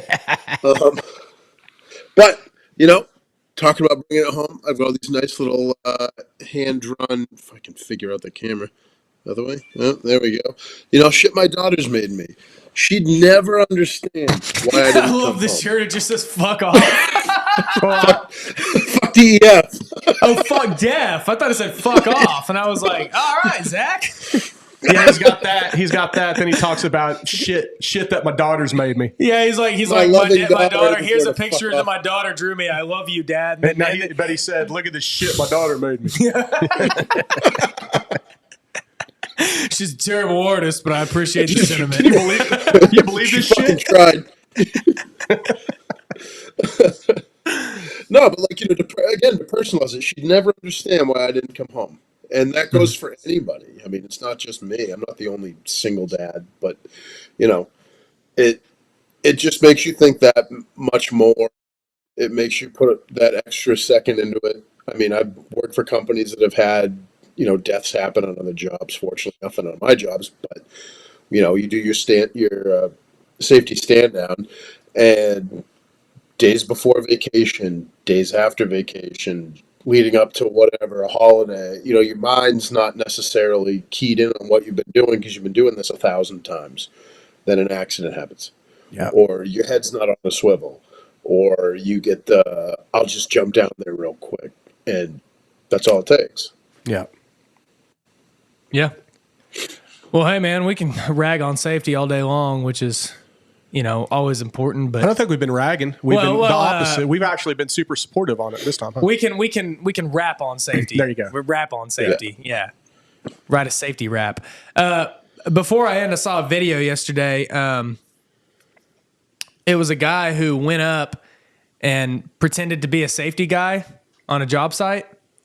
And I just want to say I'd really love if somebody of our crowd, I've got one guy I told, Ben Parmalee, I was like, somebody tagged us in a video of laying asphalt in California, and I shared it.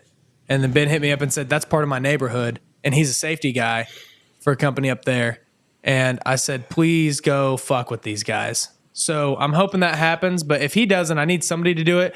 Pull up on a job site and just really start being like, yeah, dude, Mike Biederman sent me down here. Yeah. Go up to the guy flagging who, he doesn't know any of the uppers. It's probably like his second day there, Hey, man, Mike Biederman sent me over here. I got those cables you guys needed. Oh, okay. Okay. He's like, I'm the project manager. Oh, all right. Or I'm the safety guy. Okay, yeah. Well, hey, man. Dude, you're doing some shit seriously wrong. We've got to fix this shit. I know you're probably new here, but, I'm gonna have to write you up for this shit, dude. This is unacceptable. Where's your foreman? Just yeah. That's straight up Johnny Ham check, right? Yeah, dude. So I need somebody from the audience to do this, if you don't mind, and send us a video. Yeah. Who runs this shit? Yeah. I need Balboni sent me. That's what he always says. That's what the guy said. Yeah, that's what the okay. Yeah. I got these 6-foot cables or these 6-inch cables. Who am I supposed? Who the fuck runs this shit? Dude, that's okay. That's literally what the video was. Yeah, He was like, Balboni sent me. I got these 6-inch cables y'all needed. So Zach, I don't know if you heard of Johnny Handcheck, but you got to look at his shit because he does that, dude. He is hilarious. Send it to me. I'll check it out. That sounds great. He's got so much content, dude. And he does just like what James says. But yeah, if we could get shit, it might have been him. Yeah. If we can get any of our listeners doing that shit, that's hilarious, man. Yeah, if you guys could, especially it's also a good way to get smoked in the face if you go to the wrong crew. But I mean, that would be really funny. No, trust me. He's posted it. He's had incidents to where it got pretty close, and then he had to back off. Yeah. So if anybody does that, please let me know. Especially bonus points. So in this case, it was a guy who follows the show or follows on Instagram tagging us, and then another guy replying, "Hey, that's in my neighborhood." So I need you guys, like if it's like one dirty and driven person to another dirty and driven person and they don't know each other, that's even better, dude. Yeah. You talk about full circle social media connecting, that'd be great. That'd be great. And shout out to the what was it? Not the upper decker. What's the other one? The dry dog. The dry dog. I watched that little video, the dry dog. I was fucking dying. Dude, it's less than 24 hours. I looked a second ago. Is it 1.5 or 1.6 million now? Yeah, Casey's a megastar. I caught that like right when you first put it on. I was laughing my ass off. And dude, what's funny is it's tough not to look at comments, and there's a lot of, what the fuck is this guy 7 years old? There's a lot of that. But maybe I am, asshole. Yeah, but most of it, it's gotten good. It's gotten good shit. It's my hilarious. favorite is the people arguing over. That's not a dry dock. That's a double decker. Yeah, that's an upper decker. No, that's a double decker. Hey, one of them goes, no, I thought it was a lily pad. One was like, what's a lily pad? A lily pad is where you put a bunch of toilet paper into the bottom of the basin, then you shit on top of the toilet paper so it looks like a lily pad. And there you go. There's our next viral video. Right there. You just gotta connect these people to Urban Dictionary if they need the true definition. That's fun. Yeah. So when that stuff first came out, and it might be childish because I'm 47 years old talking about it, but when the Urban Dictionary there's a 7 in there. Yeah, there's a 7 in there. When the Urban Dictionary first came out, it was probably the early 2000s, 3, 4, 5, when the internet was just first going. And so when it first came out, like within a year or two, I did my own term in the Urban Dictionary, the Cleveland catch and release. And so that was in Casey, ask Zach if he knows what the Cleveland catch and release is. Yeah, Zach, you know what? Tip you off that I don't. You know what a Cleveland is, right? Yes. Cleveland's a poo. Pretty sure I do. Yeah, so whenever you do. Yeah, so whenever you do these words, you have to do the definition, then you have to use it in a sentence. Is it a noun? Is it a verb? Do it in action. Yeah. And the Cleveland catch and release is basically you shit out a good consistent turd that has a little bit of texture to it. Some grit. You hook it onto like your standard things that you need is like a 5/0 hook, some 100-pound fluorocarbon line, a 12-foot surf rod, and a weight, a little bit of weight, but then you hang out in the ditch and you wait till a vehicle goes by. And when the vehicle goes by, you lean back and you heave-ho that surf rod with that, 6-inch turd that's on the hook. And that turd flies towards the passing vehicle, hits the side of the window. And then while it's on there, you start tensioning the line and you fight that turd as long as you can until the line gets to the end of the spool. And at the end of the spool, you end up cutting your line and you're letting it go. So you enjoyed the catch, but then you release the catch. You see what I'm saying? So that's the Cleveland catch and release. So then you have to use it in a sentence, Can you use it in a sentence? Yeah, it was me and my buddy were at the corner of old Highway 60 in Waverly, and we saw a sheriff's car get hit with a good old Cleveland catch and release. Oh, yeah. That's what it says in the Urban Dictionary. You know what? While I got you here, I'm going to look that up right now. Yeah, look it up, man. Look it up. It'll populate. Dude. I just can't believe. I was like, man, there's so many videos that we really get heartfelt and really put a lot of effort into. And some of them will do pretty well. And then it's the one talking about the old dry dock. But it was just so perfect. The best comment on there described it well. It was like, I thought that this was going to be about I thought that this was going to be about boats, and then I thought, oh no, it's about a tip for plumbing. Yeah, And then it was like, and then, oh wait, oh no, what is this? he's reading it right now. This task will require the following items. 1, an experienced angler. Angler. Yeah, you got to be an experienced angler. 1 4-OT worm hook. Open 4-aught hook. faced equip 4-aught hook. I don't fish. Open face reel equipped with 40-pound test line. Talk louder. 8-foot surfer rod. Good ditch or hiding spot. A good ditch or hiding spot. Oncoming traffic. Minimum 6 to 8 inch length, freshly squeezed turd.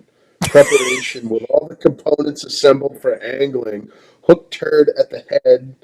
Action. With rod in hand, squat out of sight and wait until you see a potential catch vehicle. As it approaches at a minimum speed of 55 miles an hour, come out of the cover and heave over your stink bait towards the driver's side window. Once it sticks, wait for the tension on the line to hook and let it run. Once at the end of the spool, remember to fight and cut line.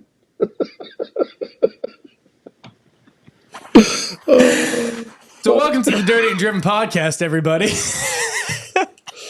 By we, I mean Casey. Well, if you can't laugh at that, people are like, "What is this guy? 7 years old?" It's like, no, dude, as we're a matter fucking of fact- blue collar dirt bags. This is what we talk Right? about. So when I wrote that, I was about 30. That's how long it's been. It was in 06 or no, it was in 08. It was in 08. So I was 32-ish. So that was 15 years ago. Yeah. Yeah, so it's kind of like it's kind of like Donald Trump whenever he was getting in trouble for like, oh, I'm gonna go and I'll grab her in the pussy. Yeah, everybody was like, all the Trump supporters were like, that was 11 fucking years ago. Everybody get over it. Like we were all different when we were young and stuff like that. And then you're like, wait, 11 years? He was in his 50s. Does that really make it better? Well, the kicker is I'm not denying it. I still own. Yeah. I've always said poop and farts will be funny until I'm 60, 70, You're or dead. 80 years old. Well, and you can look at the negative comments of people being like, what the fuck? These guys are... Ooh. But you also look at the views and the likes and you're like, well, there's a few million people that think it's funny. Yeah. That's good stuff, man. Yeah. Cool. Well, Zach, you got any final closing thoughts for us? Not really. Nothing special. I'm going to put my boat in the water after this. You know what that means. The season has started. Season started. Damn, dude, it's boat season. It is New boat Hampshire. season. With my own version of catch and release. He's got some hot. Yeah, he's gonna catch and release hot women with his boat. I don't think that's the type of fish that he'd eat either. Is that old 6 or 7 inch turd? No. I thought you were gonna say hot women on a boat. Yeah. I guess that turd was bait. That wasn't the catch. The catch would have been the vehicle. Yeah. All right. Yeah. Yeah. But yeah, Wow, that went a way different direction than I thought you were going. Yeah, I saw you and I were on that. Oh, yeah. Yeah, I was talking about hot women on the boat, and Casey was talking about fish and eating. I was 6 like, to 8 oh, inches. okay. No, I'm still stuck on the catch and release. Yeah, you're still talking about turds. Yeah. Yeah. Yeah. Damn. Nope. Well, Zach, you be watching out for them women in the summertime. They'll get you, man. They They've know already you have a messaged. boat, and they'll be real friendly here. They are already. I'm on a boat. But come fall time, whenever sweater weather comes around, you're gonna be gone like chopped liver. Oh, yeah, 100%. It's all right. Hey, make sure that your plugs are in on the boat. I will. I fucked That up would one be time. inconvenient. Oh, well, I fucked up too. Forgot to put them in. I forgot to put them in one time on a jet ski, and we get going down the way, and then we starts parked going it. We slower. parked it at the dock, and then it was like, why is the jet ski halfway underwater? And Yeah, our boat started going slower and slower. It's like, what the fuck, man? I was giving it full throttle. Ooh.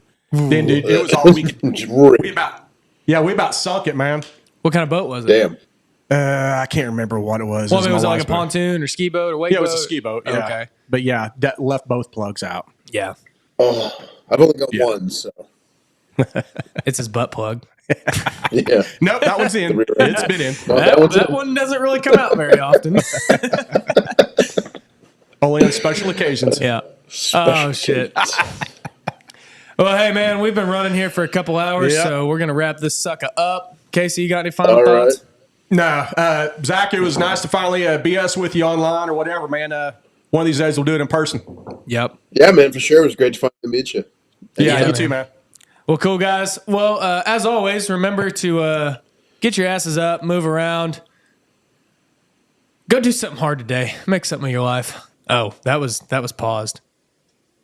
I hit pause after Casey said, by God. So, Zach, say that thing again about doing hard shit. Which part? Just say, I don't know. I accidentally hit Oh, big pause right ups to before you you for your said, marathon. oh, well, Zach said, do Yeah, hard big shit. And congrats I to you said, for yeah, the buddy. Oh, I said do hard shit. Yeah. And I said, yeah, buddy, go do hard shit. Make something of yourself. We, I don't know. We can't recreate that. Yeah, that we beautiful butchered moment. the end. We butchered it. Anyways, guys, go do something hard today.